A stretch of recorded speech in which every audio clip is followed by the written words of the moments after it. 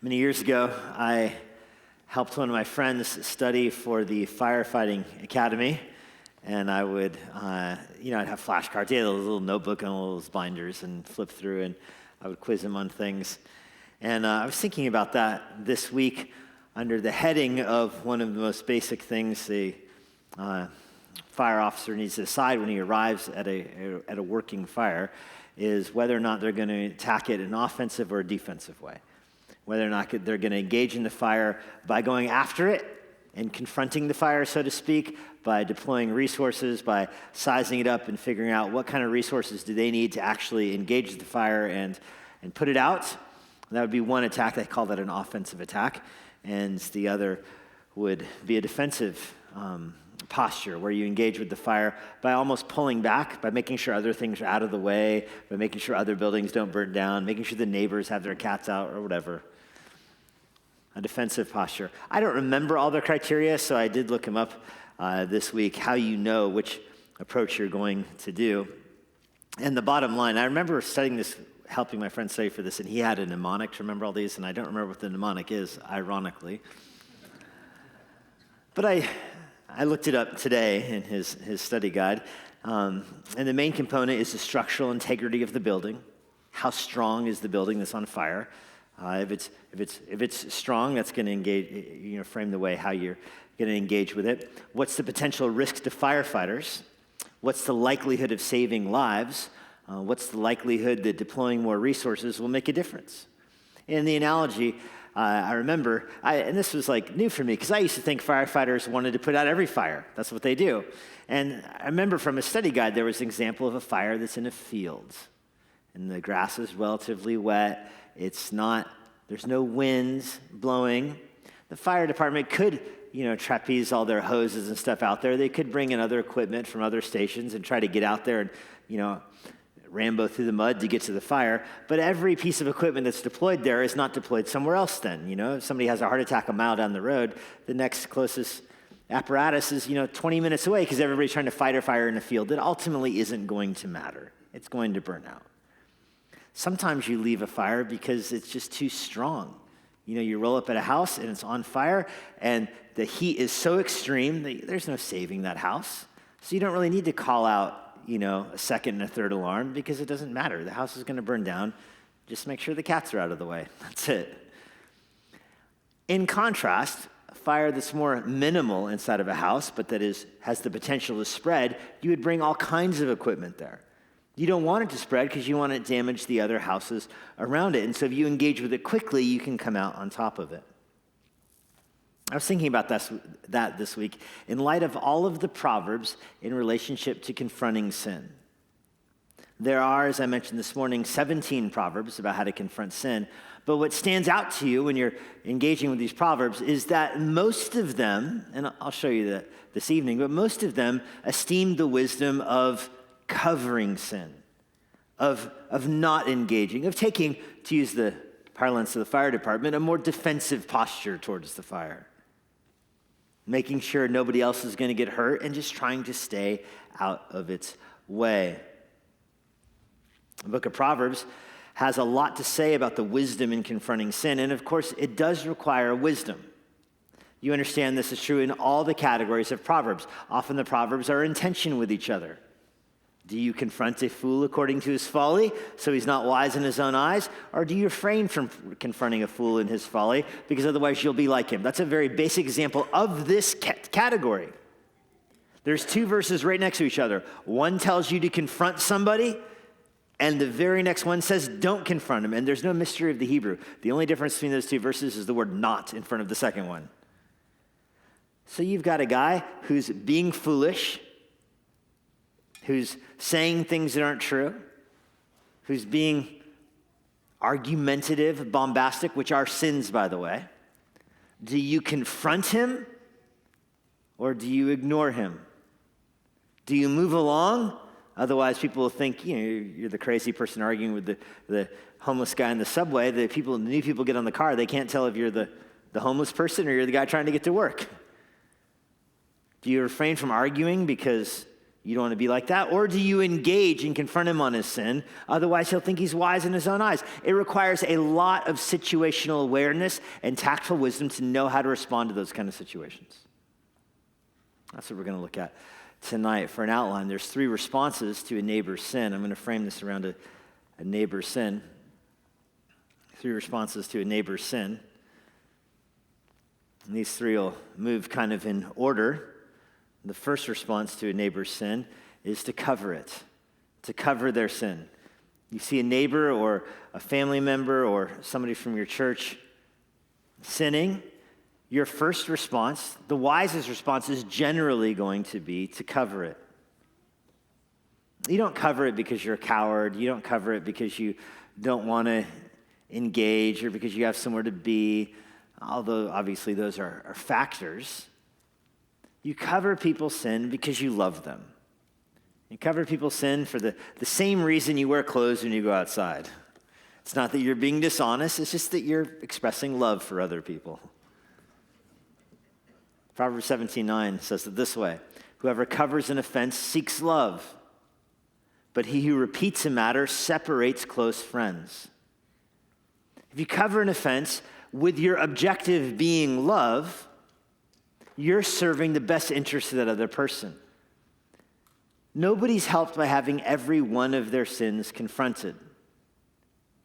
That would make for a miserable home life. If every time you sinned, you were confronted by a family member, it would make for a hostile living environment. Of course it would. Love tolerates one another. This is reminiscent of 1 Peter 4:8, which is probably the most well-known passage in the Bible that says this. 1 Peter 4:8, love covers a multitude of sins. Love is a blanket that covers all kinds of things. Love overcomes evil. How does love overcome evil? Well, it overcomes evil through forbearance and prayer. Those are the main 2 ways the New Testament describes the triumph of love. Love overcomes evil through forbearance and through prayer, not through force or through strength, generally speaking. Love is, of course, stronger than sin. Love is stronger than hate, but love predominantly wins not through its strength, but through its forbearance. The Christian triumphs not by overcoming his adversaries through force, but often by turning the other cheek. That's the standard New Testament model. Love is seen and displayed more in kindness than in conflict. Love is most transparent when it is most covering. The ethic of kindness is often considered that of love and of wisdom. The effect of confrontation is often attributed in Proverbs to fools. Proverbs 19:11 repeats it a little bit differently, and I like the different flavor. Proverbs 19:11 gives this: good sense makes one slow to anger, and it's his glory to overlook an offense. It's to your glory to look past some things. To look past some things. That requires maturity. It requires wisdom to know what to look past and what not to look past. To stay with the fire analogy, if you have a fireplace in your house and wood falls out of it and it is now on the floor and it is burning the floor, it is no good for anybody for, one of the kids to say, there's a fire on the floor, but, it's loving to overlook an offense. My dad's taking a nap, so I'm not going to wake him up to let him know the basement's on fire. He likes his naps. Amen. Yeah, but if there's, fire, we established a rule in our house that when I was napping, I was allowed to be woken up for fire and blood. Those are the 2 things. And I was pretty clear, like a bloody nose or like a hangnail does not count. Does not count. I mean, like if you can put a Band-Aid on it yourself, like you're on your own there at that point. It's a glory to overlook an offense, to look beyond something. Many tribes in the world, even today, practice something called spearing. Spearing is if someone from your tribe is wounded accidentally by somebody from another tribe. A lot of these places in Papua New Guinea or even in the Amazon forest, you have warring tribes that run into each other. If somebody is accidentally wounded by a member of another tribe, likely a hunting accident, a standard practice in many of these tribes, again, this goes on even to this day, in the Indonesian islands, in Papua New Guinea, and in the Amazon forest, the standard practice is that if somebody from your tribe was wounded accidentally by somebody from the other tribe, that other tribe had to put somebody forward for your tribe to wound. It's such a common practice that anthropologists have a name for it, spearing. Somebody from Burke accidentally rear ends somebody from Annandale. Oh. Then Burke has to nominate somebody that I can rear end. It's only fair. Failure to do that in many of these tribes would be considered a supreme act of cowardice. That shouldn't be the Christian ethic. Christians, of course, don't put forward people to spear one another, but we do sometimes have this tendency to refuse to overlook offenses from other people that we know. We keep a record of them in our minds. Paul, in 1 Corinthians 13, says this in contrast: love keeps no record of wrongs. Love doesn't have the record. It doesn't have the Excel spreadsheet. Love refuses to do that. Love refuses to take revenge. Vengeance is mine, says the Lord. I will repay. It doesn't fall to those who love to expose sins for the point of exacting revenge. It is to our glory to overlook an offense. Alexander Strauch, in his wonderful little book titled "If You Bite and Devour One Another," writes, quote, "At times some behavior has to be confronted and rebuked, of course, but normally the best thing to do is to say nothing and to overlook another person's fault." In fact, he goes on to give criteria to do this, and he says the more you know the person, the more important it is for you not to pursue matters in their life, generally speaking, not to demand apologies for how you were confronted. And he gives a very simple observation. So I read that sentence the first time, and I thought, I don't know if that's true. I think the more you know the person, the more you have to confront them. But then he gives this very simple observation. The more you know a person, the more time you're spending with them, which means the more time they're sinning around you. So the more you're going to have to overlook their offenses. Instead of demanding apologies and keeping records of wrongs, it's better to apply 1 Peter 4, verse 8. I quoted it earlier, but I dropped off the first half of it earlier. Earlier, I just said that love covers a multitude of sins. But do you know what the first half of the verse is? Keep loving one another, because love covers a multitude of sins. Ken Sande, in his book Peacemaker, which is another very good book, and the last time I quoted Ken Sande in a sermon, he turned out to be in the worship center. That was odd. I quoted him a sermon, and he came and met me in the hallway, and he's taller than a giraffe. Have you seen Ken Sande? He does not blend in anywhere. Bobby, I think you had invited him that. Do you remember this? It's like, this guy shakes my hand, this giraffe is shaking my hand in the hallway, and he's like, I like the book you quoted. I was like, yeah, me too. And he's like, I wrote it. So I don't see him here today, but I'm quoting him again. He says, quote, "To truly overlook an offense means to deliberately decide not to talk about it, not to dwell on it, not to let it grow into pent-up bitterness. This should be our normal response to seeing sins in others. To overlook it, to deliberately decide not to talk about it." And of course, the rest of that sentence is important, to not dwell on it. Proverbs 20, verse 3, connects us to wisdom in a different way. It's an honor for a man to keep aloof from strife. But every fool is going to be quarreling. Yes, there's things wrong at work. Yes, there's things wrong at home. Yes, there's things wrong in the government and wrong in politics. Of course there are. But man, fools just get so worked up about them. Fools come home every day and complain. Every day. How is work? They have the list of the 20 things that were not right. I mean, we live in a fallen world. It's the fool who feeds their mind everything that's wrong with the politics of the day and everything that's fallen in the world. It's just constant quarreling. but it is an honor to a person to stay above that. And you know me, I'm not talking like political passivity or ignoring, horrible crimes and immorality in our world. Of course not. But you have to grant that it is to a person's honor and dignity to, in a sense, stay above those things. Your dignity is oftentimes seen in what you're above. Proverbs 20, verse 22, gives you the flip side of this. Whoever meddles in a quarrel, I'm skipping a bit here. Proverbs 26:17, whoever meddles in a quarrel, not his own, is like one who takes a passing dog by the ears. It's kind of a fun verse, isn't it? Here's somebody else's conflict.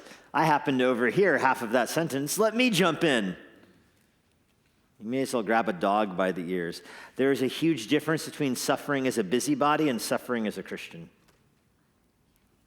Some Christians are so eager to cover their own sin and so anxious to expose others. Aren't they? Like they get love covers a multitude of sins when they're the subject of the sentence. Oh man, I sin all the time. It's a good thing everybody loves me and covers it. But when I see other people sin, oh man, I'm engaging because I love truth. And blessed are the peacemakers. Irritation seldom puts out strife.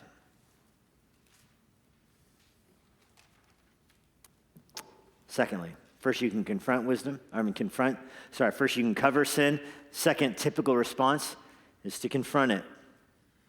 To confront it, and I would even add the phrase to confront in wisdom. To confront in wisdom. So step one, the majority of time you encounter sin in the world, you're going to cover it. The majority of the time you encounter sin in somebody's life that you love, you cover it.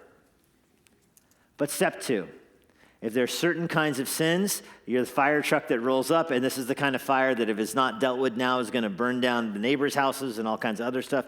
You have to engage it. You make that decision. That requires wisdom.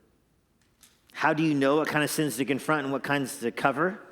Well, first of all, James 3:17, James 1 encourages you to pray for wisdom. James 3:17 says that the wisdom from above is pure, peaceable, gentle, open to reason, full of mercy, impartial, and sincere. That's little 7 adjectives right there that should engage in your mind before you confront somebody in their sin. Am I able to engage in this in a way that is pure, peaceable? Am I actually after peace? Gentle. Am I open to reason? That's the kind of confrontation that is actually still in the data gathering phase. Biblical counselors love that phrase, the data gathering phase. Before I confront, I'm going to ask you some questions. What was going through your mind when you lit your house on fire? I'm open to reason. I'm open to being merciful. You seek forgiveness in the confrontation, I'll grant it. I'll be so merciful to someone who asks for forgiveness. I'm impartial. I'm not picking on you because you bother me. And I'm sincere, like I'm really asking you straightforward questions, trying to discern the truth. Those are the 7 adjectives that describe somebody who is confronting in good faith. They're pure, peaceable, gentle, they're open to reason, they're full of mercy, they're impartial, and they're sincere. And you can tell somebody who's engaged in this kind of conflict who is not being teachable because they're not those things. They're not open to reason. They're not full of mercy. They're not impartial. Of course not. They're super partial to whatever's important to them. They're not sincere. They obscure in their sentences and they dodge point-blank questions and they maneuver around things trying to cover up the truth. The lack of sincerity. And that's why conflict is always ridden with danger.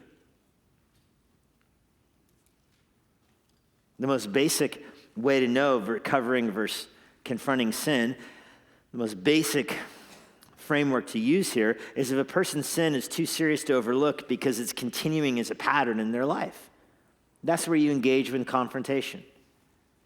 Yeah, I'm trying to cover this sin, but it keeps coming up and it's starting to harm other people. That's when there has to be engagement. And that's often the time when people don't want to engage, too. They don't want to engage at that point because now the fire is getting hot.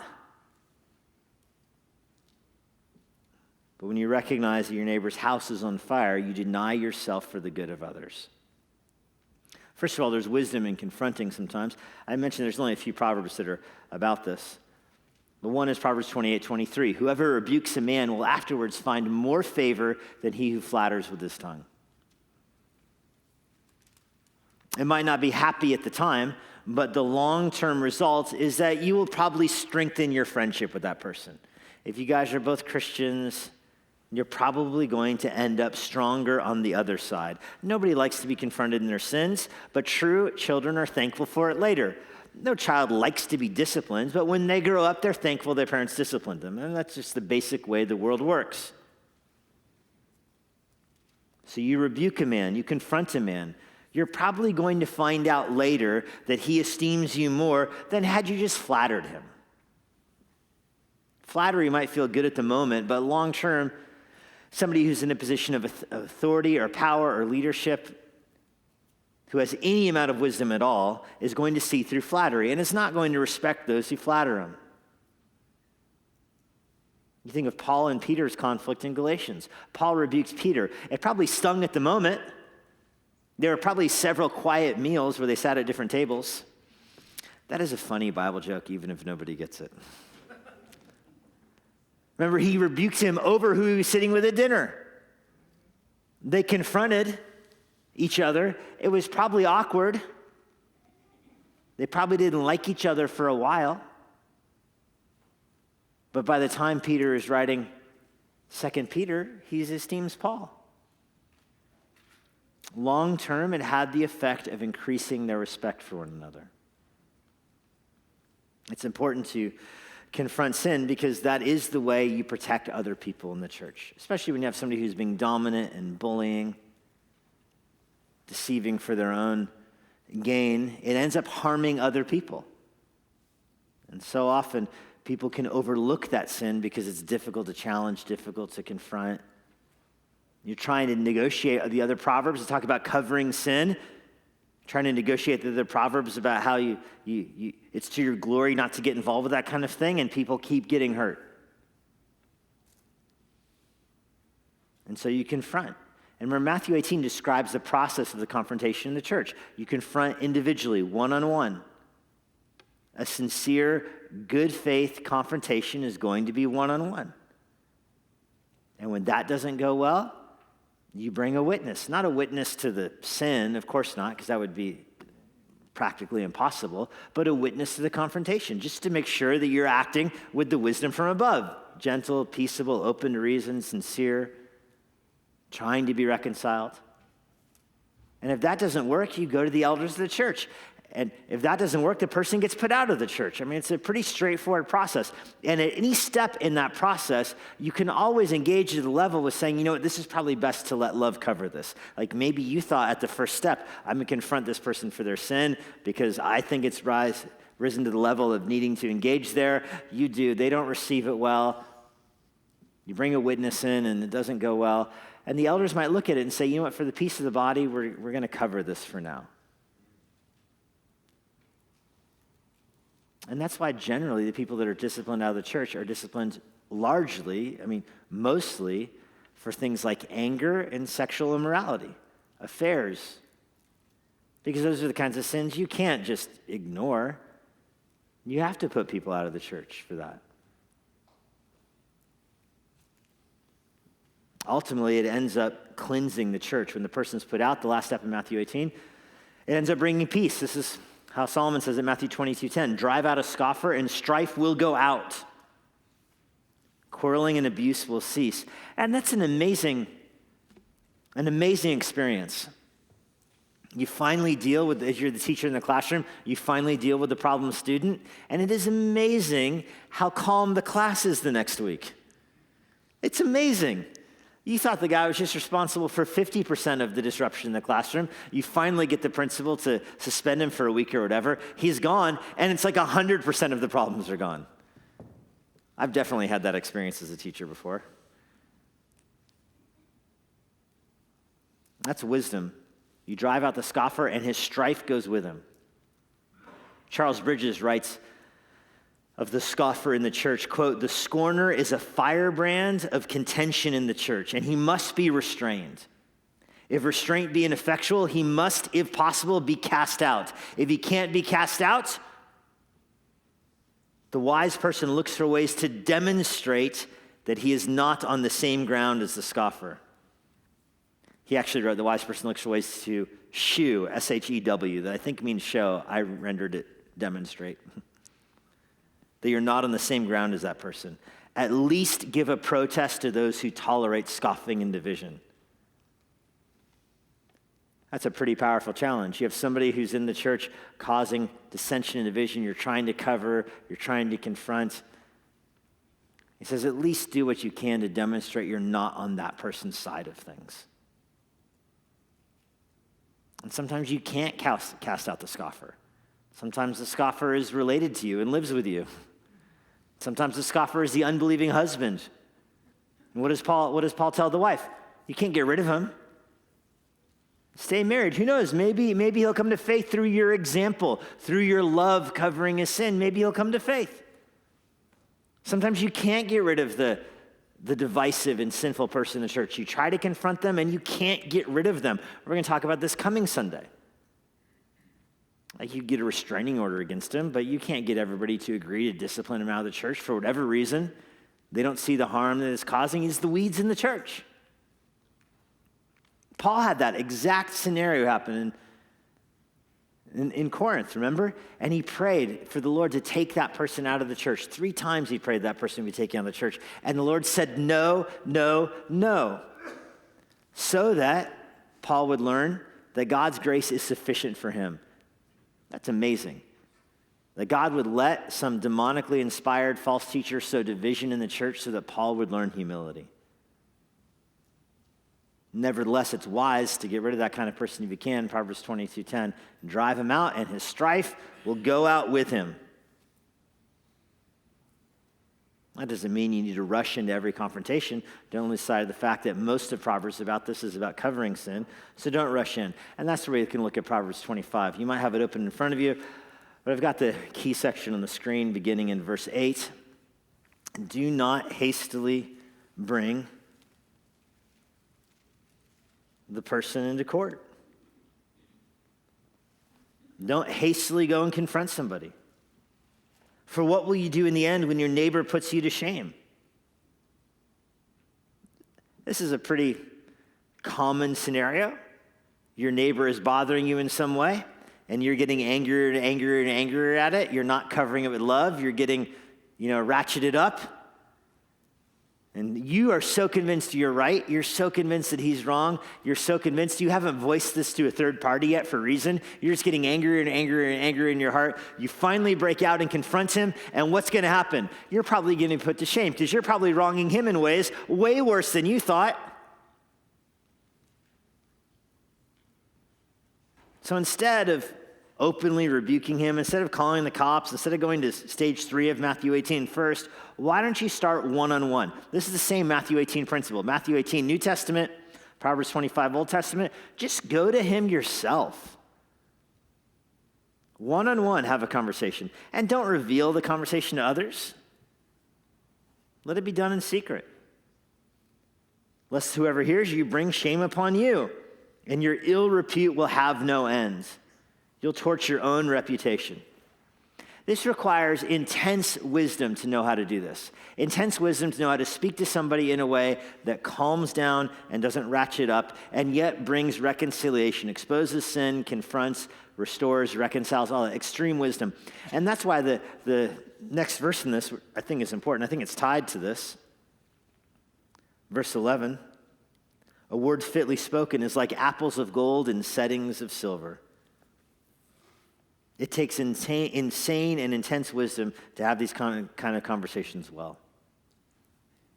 You have to put strategy into your words, into the situation. Where are you going to have this? Over the fence, in their driveway, over coffee. You're thinking through how to say it. But if you do it right, it's so worth it. So worth it. Wisdom to know the right thing to say and the right way to bring the right results. That's confrontation. And sometimes confrontation doesn't work, in which case you go to the third. Quit. See, they're all C's, right? You quit. You tried covering the sin, that didn't work. You tried confronting the sin, that didn't work.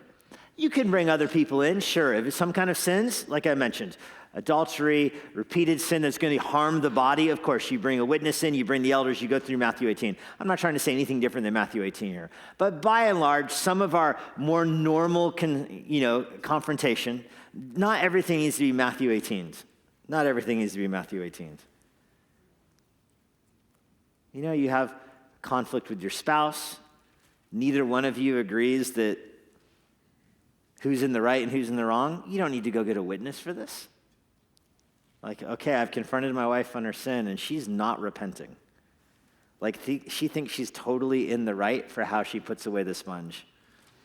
She's convinced she's in the right. And I've tried bringing this to her attention, so now I'm going to get a witness for the confrontation. Not helpful. Not helpful. I reverse this. It's me with the bad sponge doctrine. I know this. Peace is always the goal of confrontation. And if you can't get it, then you move on. You live at peace with all men. Romans 12:18 says that. Proverbs 17:24 says it this way. The beginning of strife is like letting out of water. So quit before the quarrel breaks out. So you try to confront somebody, it doesn't go well. And it's not like a Matthew 18 kind of scenario. It's not sin that's going to harm the body. You can just tap out right then. It's the dam that's starting to leak the water.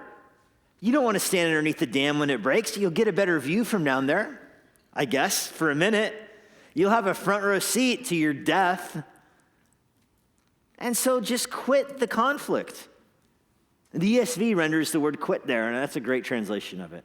You can be done. You can be done. The idea is that you tried to let love cover the situation. That didn't work. Now you tried to confront. That didn't work. Again, assuming it's not a Matthew 18 kind of situation, the kind of sin that's going to bring irreparable harm to the body, then you can tap out at that point. Because if you don't, one provoking word leads to another. You confront over this sin. They confront back. That was the language earlier in Proverbs 28. You confront because of the sin. They confront back. You confront back. And then it just gets hotter and hotter and hotter. The fire just spreads. So don't make strife hastily. And if you try the confrontation and it doesn't work, quit it, it says. Paul and Barnabas did this on their missionary journey. They had conflict. They tried to work through it, and they both got to the point where this isn't going to work. Barnabas wanted John Mark. Paul did not. And I'm sure this could be, there's so many easy ways to frame this in holier than thou language, isn't it? Where Barnabas says, oh, Paul doesn't believe in forgiveness. He doesn't believe in second chances.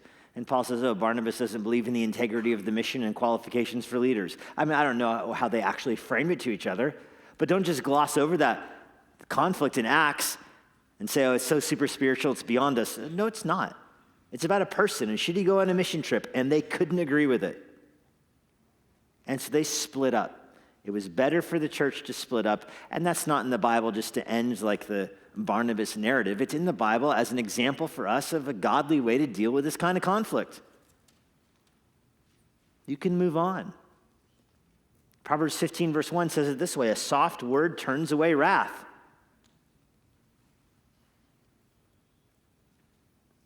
There's been so many situations in churches where neither side is willing to move on. It's basically a preference issue that gets framed as a conscience issue. That's always the warning sign, isn't it? Once somebody frames it as a conscience issue, it's like, my conscience binds me to this. I don't think you should have drums in a drum cage. I think we should have drums in a drum cage. I think the drum should be in the middle. You remember that period, Jesus? Yeah, Jesus is all in. He's got to see the conductor. I remember this conversation. He's got to see the conductor. Yeah, the conductor's at the center. I know. And then you start framing it as a conscience issue. People do this. My conscience won't allow me to have the drums in a cage over here. It's so worldly. And if my conscience won't allow me, I need the elders to weigh in on it. And I'm choosing the drums because it's a silly thing that's like always talked about in churches. We don't really have this conflict in Immanuel. That's why I'm choosing it. I'm wise enough not to choose an actual conflict we have. Jeez. But you know how it works. Somebody has this issue and they make it their conscience issue. And now because it's my conscience, you have to take sides. Just quit. Just quit. And you know what? If quitting's not going to work, Proverbs 18:18 has such good advice on how to handle this. The lot puts an end to quarrels. There you go. Flip a coin. Flip a coin and move on. And you think, is there an example? This is what I was thinking. Is there an example of in the Bible of two people solving their conflict by flipping a coin? And the answer is yes. There's a couple. But my favorite is Abraham and Lot. Because it's not a question about right and wrong. Abraham was right, Lot was wrong. It's pretty simple. And they were having conflict. And Lot was being pugnacious about it and argumentative and ungrateful. He was being all of those things. And Abraham finally says, fine.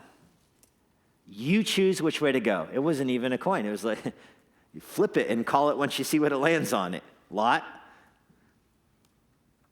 It still fits with this because it was Lot with a capital L. It still works. And so Lot goes one way, Abraham goes the other way, and the Lord is vindicated and peace is maintained. All is well right up until Lot got kidnapped, and then Abraham went and rescued him. And you see this in the New Testament. How about 2 Corinthians 6, verse 7? You guys in the church have lawsuits among you. You've already lost, Paul says. If you're suing each other in the church, you've already lost. And then he tells you this, why not just consider yourself wronged? Like, why not just call yourself wronged? This person has sinned against you. They've taken something that is yours. For whatever reason, it's not a Matthew 18 kind of situation. They're not going to get disciplined for that. And you're stuck and you think, I want my whatever back. So you take him to court. And Paul says, don't. Just count yourself cheated for the unity of the church. Dieter and I have a friend who ministers in Albania who told us that he will only hire Muslim contractors to work on his church building. That way he can sue him with a clean conscience.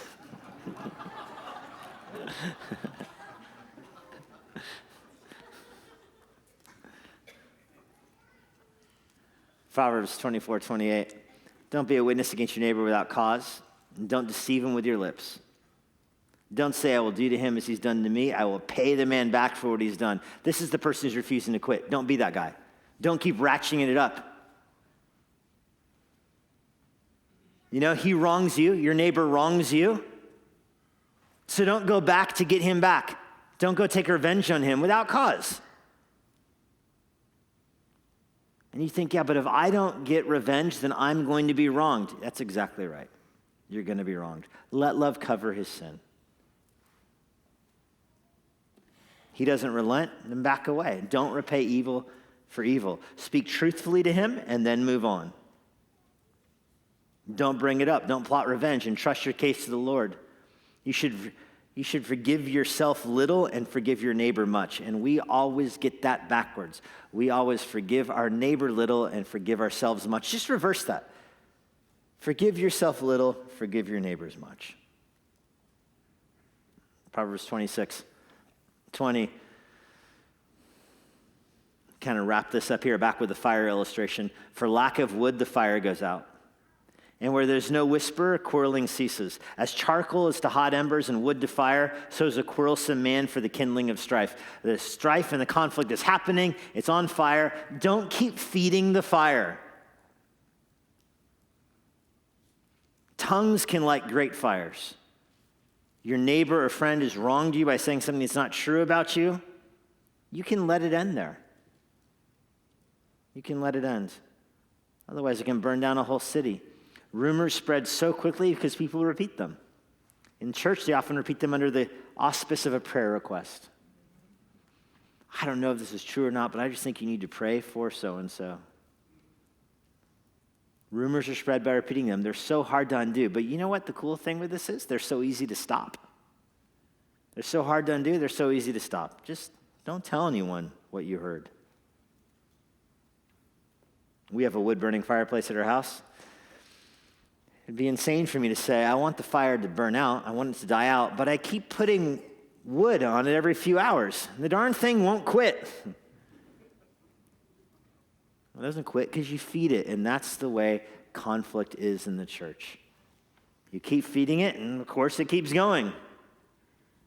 We so often think, but if I don't keep working on this, nothing will happen. Well, that's probably not true.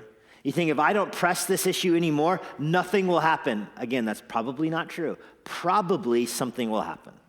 Probably. That's just my own experience in ministry. People think if I don't press this sin, if I don't get this person exposed, then he's just going to keep on living undercover. Generally speaking, that's not true. Generally speaking, time and truth go hand in hand. People have an uncanny way of exposing themselves. It doesn't have to be you. But even if it were true, even if they would end up getting away with it, if you're not the one who pushes it, that's okay also. Because the Lord knows. The Lord knows what's in their heart. The Lord knows. That's why I want to end with Proverbs 19:23. The fear of Yahweh leads to life. Whoever has it rests satisfied. He's not going to be visited by harm. And you think, what does that have to do with conflict? Oh, it has a lot to do with conflict. Because you think, if I don't press this issue, that person's going to keep getting away with it. And then what? Then I'm going to keep getting wronged. I'm going to keep getting wronged. Okay, that's 1 Corinthians 6 again. So what? You're going to get wronged? It's okay. Count yourself wronged for the glory of the Lord. The fear of Yahweh leads to life. Whoever has it, you can rest satisfied. You can put your head on your pillow and close your eyes and go to sleep, even though that person hasn't been exposed yet, or that guy wronged you and won't admit it. It's okay. You can go to sleep. Nothing's going to hurt you. When you have that kind of confidence in the Lord, that will feed your wisdom. So to reiterate, most of the time you're encountering sin in your life, it's sin that should be covered. It's sin that should be overlooked for the glory of the body and the glory of the Lord and the peace and unity in your home and in your church, most of the time. There are sins that require confrontation. Sins that are going to end up harming others, sins that are going to grow and expand and bring disunity. You need to engage with those. We don't always make the right decisions at that time. Sometimes we think we should engage and we shouldn't, or we shouldn't when we should. We don't always make the right decisions. And so you follow the process of Matthew 18, that if they respond well, great. If not, you can back away, or you can get elders that have wisdom involved, and they can get in, and they can say back away, or they can push the issue. And if the whole time you're operating with the wisdom from above, you're being peaceable and sensible and open to correction and all of this, while you're resting in the Lord, then the Lord will vindicate himself. Wisdom is vindicated by her children, Jesus said. The Lord's glory will be maintained in the church. Lord, it's difficult to know when to speak and when to be quiet. It's difficult to know when to confront and when to cover. So we just trust each other to be motivated by love. Help the love of Christ bind our hearts together and strengthen the body of Christ. And pray for the love of Christ to be first and foremost in all that we do. We ask this in Jesus' name. Amen. And now, for a parting word from Pastor Jesse Johnson. If you have any questions about what you heard today, or if you want to learn more about what it means to follow Christ, please visit our church website, ibc.church. If you want more information about the Master's Seminary or our location here in Washington, D.C., please go to tms.edu. Now, if you're not a member of a local church and you live in the Washington, D.C. area, we'd love to have you worship with us here at Immanuel. I hope to personally meet you this Sunday after our service. But no matter where you live, it's our hope that everyone who uses this resource is involved in their own local church. Now, may God bless you this week as you seek Jesus constantly, serve the Lord faithfully, and share the gospel boldly.